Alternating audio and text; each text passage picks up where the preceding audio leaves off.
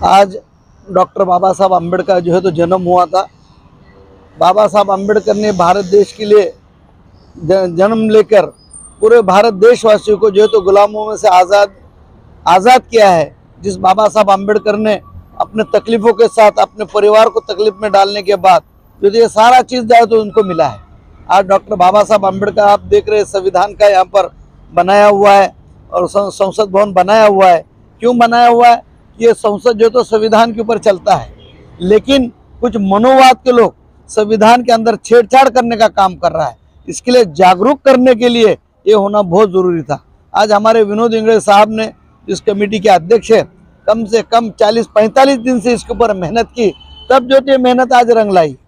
ये होना चाहिए क्योंकि वाशी नवी मुंबई के शहर का एकदम ऐसा ठिकाना है, इस दिल है, एक हार्ट है नवी मुंबई का। इस हार्ट के अंदर एक कार्यक्रम होना बहुत जरूरी है। शिव जयंती तो होती है, बाकी कार्यक्रम यहाँ पे होते हैं। एक अम्बेडकर जयंती फर्स्ट टाइम मनाई गई है और आइंदा साल ऐसी जो तो मैं इंगले साहब से बोलूँगा 14 तारीख के बजाय 10 तारीख से जो यहाँ पे कार्यक्रम हो जाए। 10 तारीख को जिस महात्मा ज्योतिबा फुले ने जो है उनका जन्म है, लगातार 4 दिन का कार्यक्रम होगा। और भी इस कार्यक्रम को नई मुंबई के अंदर अम्बेडकर को मानने वाला बहुजन वर्ग बहुत है। खाली SC और ST बाबा साहब को नहीं मानते, बल्कि पूरे देश के लोग बाबा साहब को मानते। आज इस जयंती के अवसर में मैं आप तमाम लोगों को, तमाम भारतीयों को शुभेच्छा देता हूं और इधर रुकता हूं। जय भीम, जय महाराज।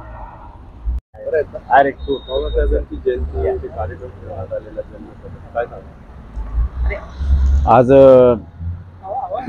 विश्वरत्न महामानव भारतरत्न डॉक्टर बाबासाहेब यांची जयंती आहे।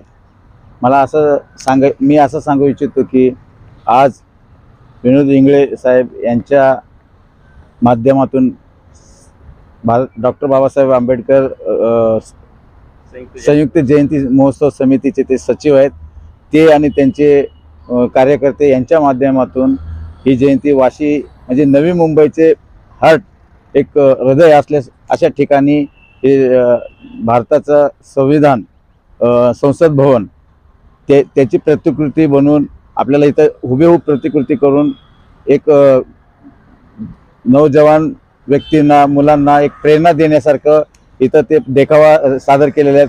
आणि ते देखावा बघण्यासाठी भरपूर लोकांची उपस्थिती इथे जाणवत आहे। संध्याकाळी ते भीमगीताचा कार्यक्रम आयोजन केलेले आहेत आणि मोठमोठे मान्यवर इथं उपस्थिती दर्शवत आहेत। तरी मी हे देखावा त्यांनी एक खूप सुंदर आकर्षक देखावा सादर केल्याबद्दल मी त्यांच्या प्रतिष्ठानचे मी धन्यवाद देतो आणि त्यांचे आभारी मानतो। मी सर्वांना या गोष्टीचं शुभेच्छा देतो। जय भीम, जय भारत। माझं नाव गौतम सूर्यवंशी। बाबासाहेबांची आज जयंती आहे, तिथे वाशी ते जल्लोषाचा कार्यक्रम सुरू आलेला आहे, काय सांगा?